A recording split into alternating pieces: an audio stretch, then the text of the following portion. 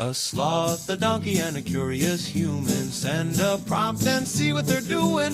One hits record with a question on his mind. Two brothers pick it up, see what they find. Corn takes his time, Herman's got the facts. Back and forth, they never hold back. My weird prompts, come on in, that's where we begin. My weird prompts, glad you're here. This episode was generated using artificial intelligence. Please verify facts. You know, Herman, I was looking at some of the maps of the Middle East we have hanging in the study, and it struck me how often we use the word Iran and the word Persia interchangeably. Our housemate Daniel actually sent us a prompt about this very thing the other day. He was asking about who the Persians actually are today, and whether our historical memory of Cyrus the Great is clouding our vision of what modern Iran actually looks like. It is a fascinating question because it touches on history, theology, and the very high-stakes geopolitics we are seeing right now in March of 2026. Herman Poppleberry here, and corn. That is such a vital distinction to make. It is one of those things where our historical and religious education in Jerusalem sometimes gives us a bit of a blind spot. We have this deep, almost spiritual connection to the idea of Persia because of the biblical narrative, but the geopolitical reality on the ground today is far more fragmented than most people realize. We tend to look at the map and see one big monolithic enemy or one big monolithic culture, but that is a dangerous oversimplification. Right, and it is a popular sentiment lately, especially with the tensions reaching a boiling point. You hear people in the news and on social media saying that if Israel helps the Iranian people throw off the yoke of the Islamic Revolutionary Guard Corps, we are essentially repaying a 2,500-year-old debt to Cyrus. It is a beautiful sentiment, a sort of historical symmetry, but is it based on a demographic reality or a historical fantasy? We are projecting a 2,500-year-old story onto a very modern, very complex ethnic mosaic. It is a bit of both, honestly. But to answer Daniel's question, we really have to dismantle the idea that Iran is a nation-state in the way we typically define it.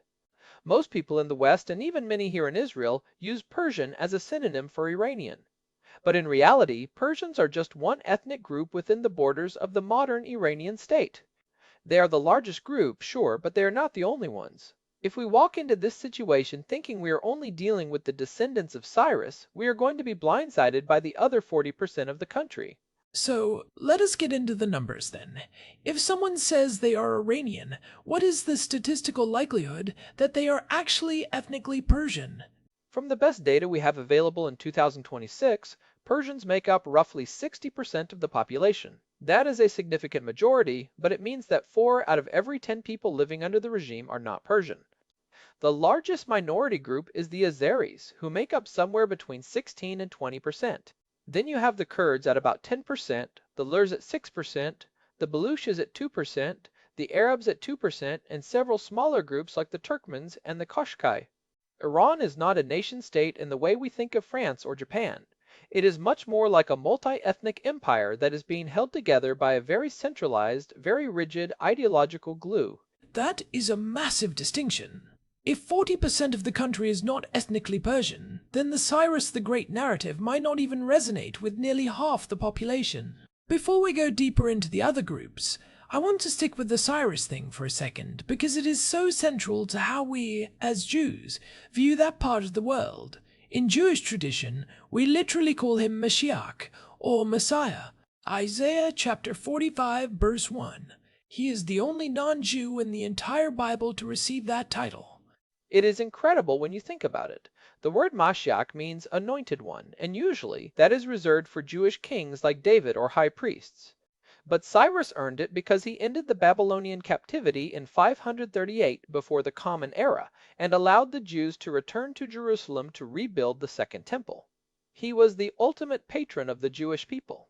And because of that, there is this profound sense of historical favor that has lasted for millennia. We discussed some of the spiritual roots of this back in episode 962 when we looked at the architecture of hatred coming from the current regime. It is such a stark contrast. You have the ancient Persian model of tolerance and pluralism versus the modern Khomeinist model of absolute Shiite supremacy. And that is where the conflation gets dangerous, right? We look at the IRGC, And we want to see the descendants of Cyrus underneath those olive drab uniforms. We want to believe that if the regime falls, the ancient Persian soul will just automatically re-emerge, and we will go back to being best friends like it is the days of the Achaemenid Empire. But the people in the streets of Tabriz or Sanandaj might have a very different idea of what liberation looks like.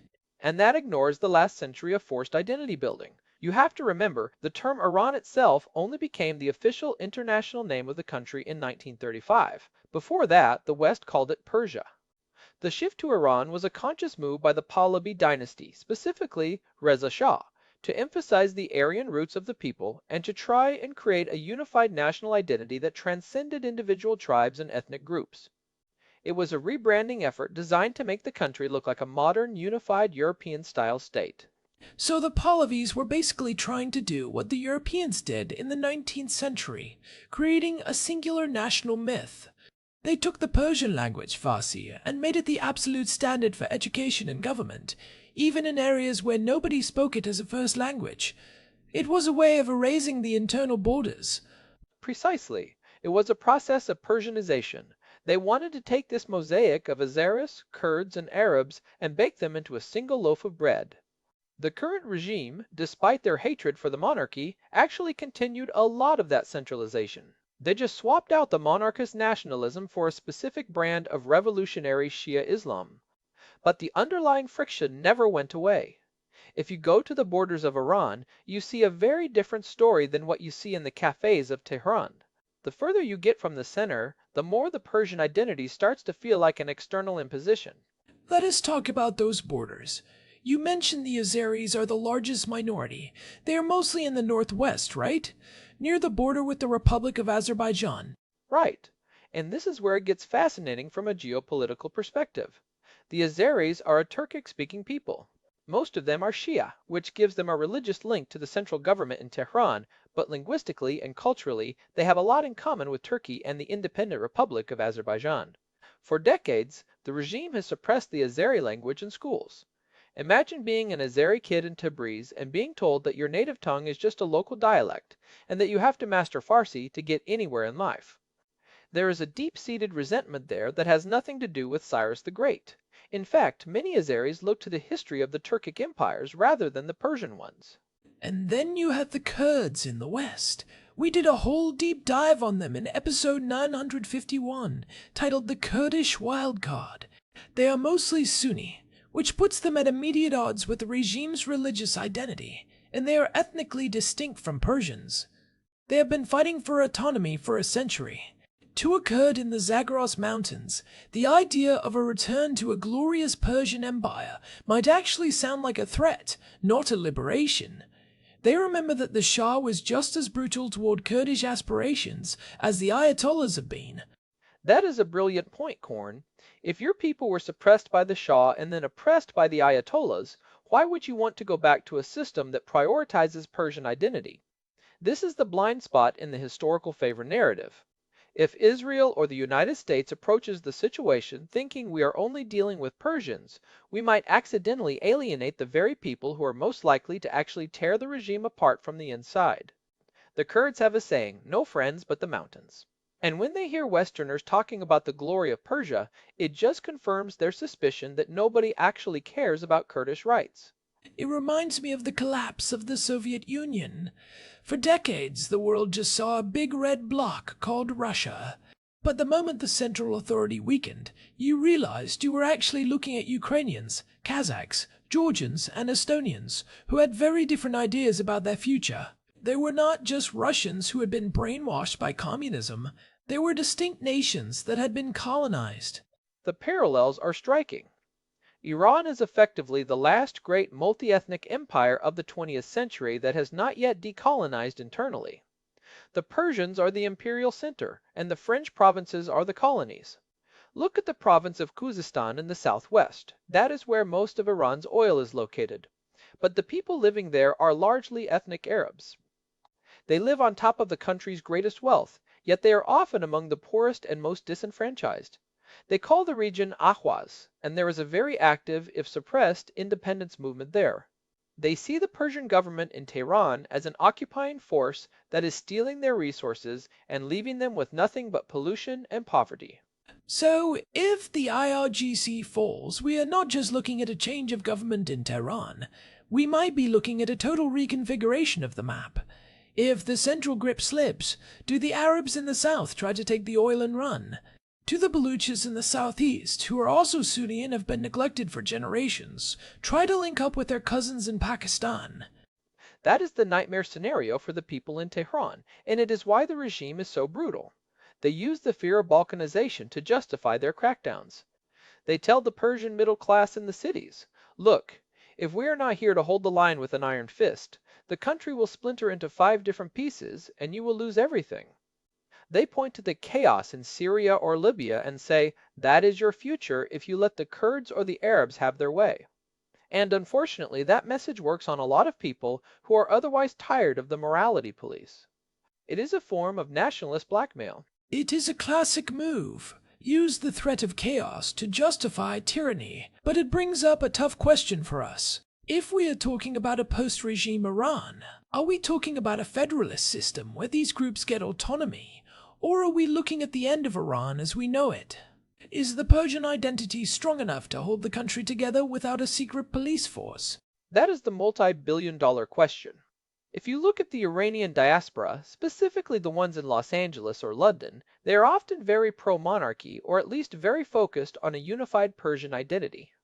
They talk about the lion and sun flag and the glory of the ancient past. But if you talk to the activists on the ground in Kurdistan or Baluchistan, they are talking about decentralization, ethnic rights, and linguistic freedom. There is a massive disconnect there. The diaspora is often dreaming of a 1970s restoration, while the people in the provinces are dreaming of a future that looks nothing like the past. It seems like we might be repeating the mistakes of the past if we only listen to the Persian elite in the diaspora. It is like only talking to the high-ranking officials of a fallen empire while ignoring the people in the provinces who actually suffered under it. We did this in Iraq, and we saw how that turned out. We assumed everyone was just an Iraqi who wanted democracy, and we were shocked when the sectarian and ethnic identities tore the country apart. And that brings us back to Daniel's question about the descendants of the ancient people. The Persians of today are certainly the linguistic and cultural heirs to the Achaemenid Empire of Cyrus, but they are not the only ones. The Lyrs, for example, speak a language very closely related to Old Persian. They live in the central and southern Zagros Mountains. Many historians consider them the most direct descendants of the original Persian tribes that moved onto the plateau 3,000 years ago. Yet they are often overlooked in the grand political narratives because they are seen as a rural, tribal group rather than the urban elite. So even within the Persianish groups, there are layers of identity that we miss. I want to go back to the religious aspect for a second. We mentioned Zoroastrianism in episode 680. That was the original faith of the Persian Empire before the Islamic conquest. Today, there are only a few thousand Zoroastrians left in Iran, mostly in Yazd and Kerman. They are the literal keepers of that ancient Persian flame. Yet they are a tiny, persecuted minority in their own ancestral homeland. It is a bitter irony that the people who most represent the era of Cyrus are the ones with the least power in modern Iran. It is heartbreaking, really. When people talk about the Persian soul, the Zoroastrians are the ones who have preserved it in its purest form without the Islamic layers. But the modern state of Iran has made it very clear that being Iranian means being a 12-Imam Shiite first and foremost. Everything else is secondary or a threat. Even the Persian language has been heavily Arabized over the centuries since the conquest. So when people talk about returning to their roots, they are often picking and choosing which roots they mean. This is where the misconception busting comes in. Most people think that because Iran is an Islamic republic, the people must be deeply religious in that specific way. But from what we are seeing, especially among the youth in 2026, there is a massive secular wave, and part of that secular wave is a return to pre-Islamic Persian identity as a form of protest. They are using the ancient past to reject the theocratic present. You see it at the tomb of Cyrus the Great in Pasargadae. Every year, thousands of people gather there on Cyrus Day, which is not an official holiday, by the way. The regime hates it. They try to block the roads. They cut the internet. They arrest people for the crime of celebrating a king who died 2.5 millennia ago. Why?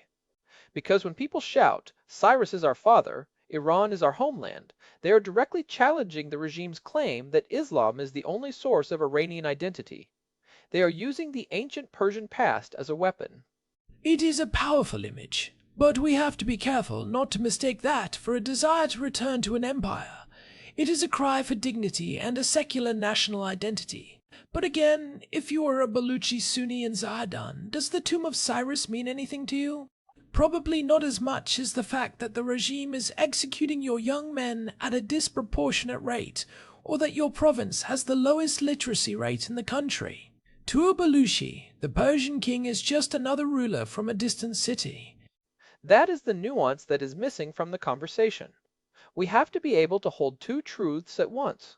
One, that there is a beautiful ancient Persian heritage that is being suppressed and that we, as Jews, have a deep historical connection to.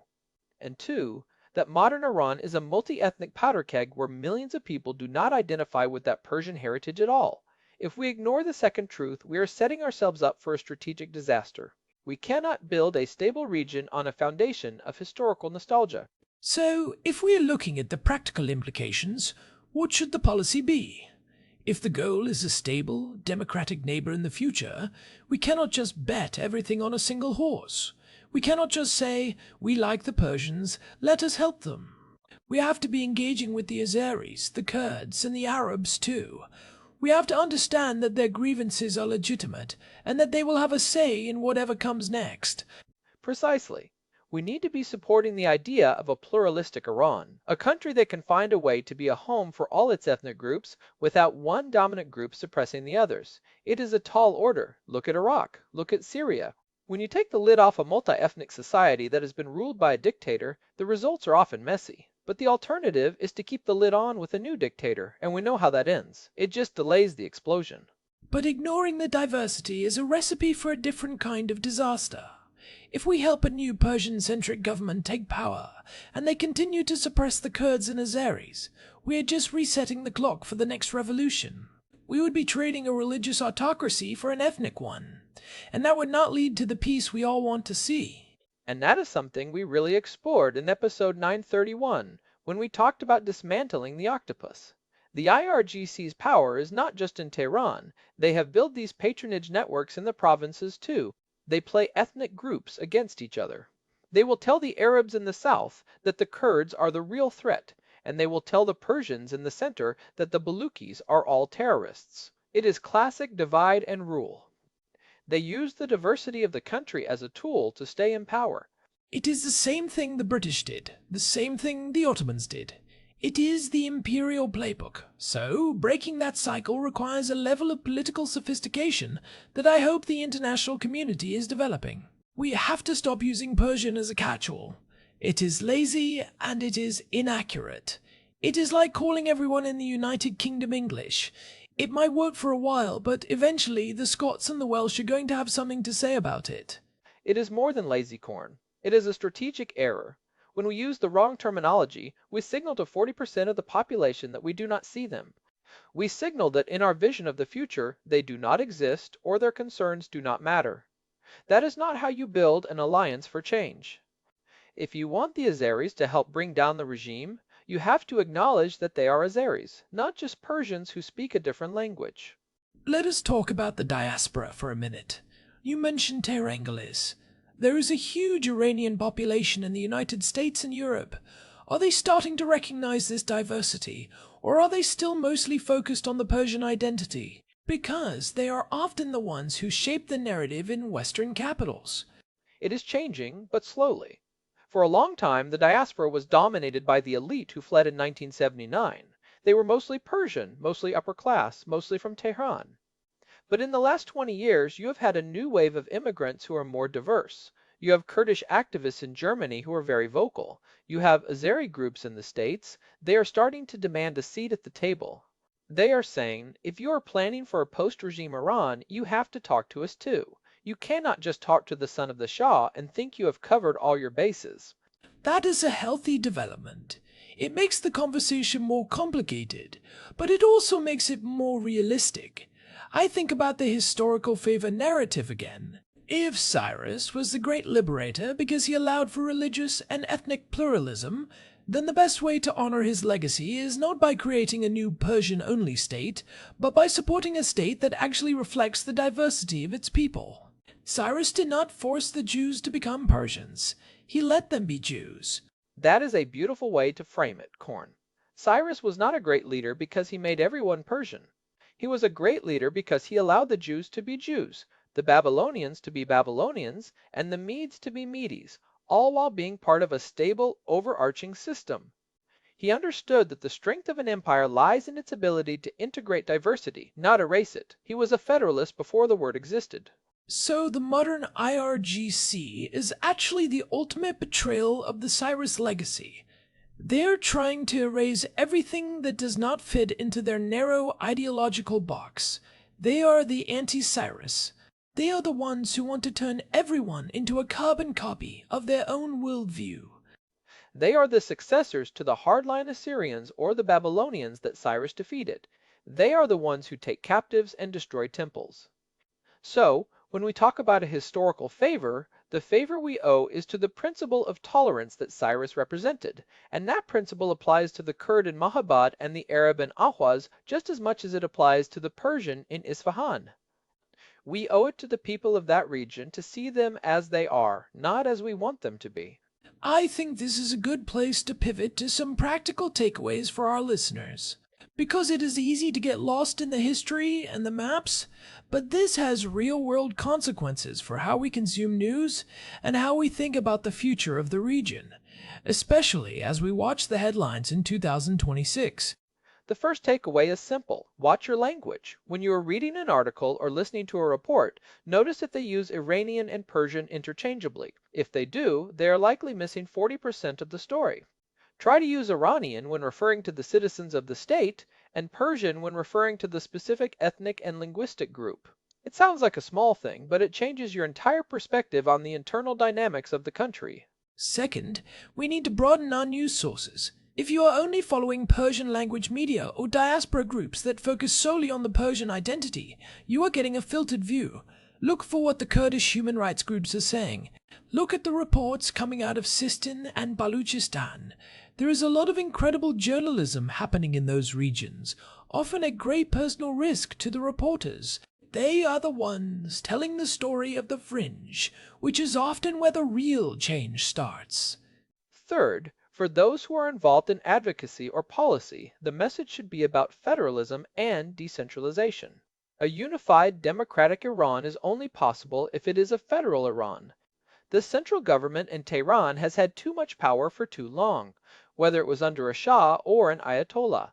The provinces need to have control over their own resources, their own education, and their own local governance. That is the only way to prevent the country from splintering. And finally, let us keep the Cyrus narrative alive, but let us use it correctly. Cyrus is a model of how a powerful state can treat its minorities with respect and dignity. He is not a justification for a new kind of ethnic nationalism. He is a challenge to all of us to think about how we build societies that are actually inclusive. If we want to repay the favor, we do it by supporting the freedom of all the people living in that land, regardless of their ethnicity. Well said. It is about the spirit of the law, not just the name on the map. We have to remember that the people we are rooting for are not a monolith. They are a vibrant, complicated, and often divided mosaic of human beings who are all tired of living under a boot. Whether that boot is religious or nationalist, it still hurts the same. You know, Herman, I feel like we have barely scratched the surface here. We could do an entire episode just on the Azeri Turkish influence on the Iranian military, or the specific history of the Arab tribes in the south and their relationship with the Gulf states. But I hope this gives Daniel and our listeners a better framework for understanding what is actually happening. It is about peeling back the layers. I think it does. It is about looking at the map and seeing the people, not just the borders. We see the regime, then we see the Persian culture beneath it, but we have to keep peeling until we see the Kurds, the Azeris, the Baluchis, and everyone else. Only then do you have the full picture. And only then can you make informed decisions about the future. And that full picture is what will ultimately determine the future of the Middle East. If Iran can find a way to reconcile its ethnic diversity with a stable, democratic government, it would be the greatest success story of the 21st century. It would be a return to the true Cyrus model. But if it fails, and the country splinters into ethnic conflict, the consequences will be felt for generations. It is a high-stakes game, corn. And as we sit here in Jerusalem watching the headlines, we have to stay informed. We have to look past the slogans and the romanticized history and see the reality of the people on the ground. They are not characters in a biblical epic. They are real people facing real life and death struggles. And hey, if you are finding these deep dives helpful, we would really appreciate it if you could leave us a quick review on your podcast app or over on Spotify. It really helps other curious minds find the show and helps us keep these conversations going. We are trying to build a community of people who care about the nuance. It truly does make a difference. We love hearing from you all, and we are grateful for the community we have built here. Every review helps us reach someone who might be tired of the surface-level news. We have covered a lot of ground today, from the biblical title of Cyrus to the oil fields of Khuzestan and the mountain bosses of Kurdistan. If you want to dig deeper into some of the specific groups we mentioned, definitely check out our archive at myweirdprompts.com. You can find episode 9151 on the Kurds and episode 941 on the IRGC structure there. And remember, you can subscribe to our RSS feed on the website so you never miss an episode. We are on Spotify as well, of course. We have a lot more planned for this season, especially as the situation in the region continues to evolve. This has been a fascinating one, Herman. I think I'm going to go back to that map in the study and look at it with a fresh set of eyes. Maybe I will even try to find where the Lurs live and see if I can find some of their music online. They're in the south-central Zagros corn. Just look for the most rugged terrain you can find. That is usually where the most resilient identities are preserved. Their music is incredible, by the way. Very haunting, very ancient. That makes sense. The mountains have a way of protecting culture from the reach of the central government. Well, thanks for the expertise as always, Herman. Always a pleasure, Corn. This has been my Weird Prompts. Thanks for listening, everyone. We will catch you in the next one.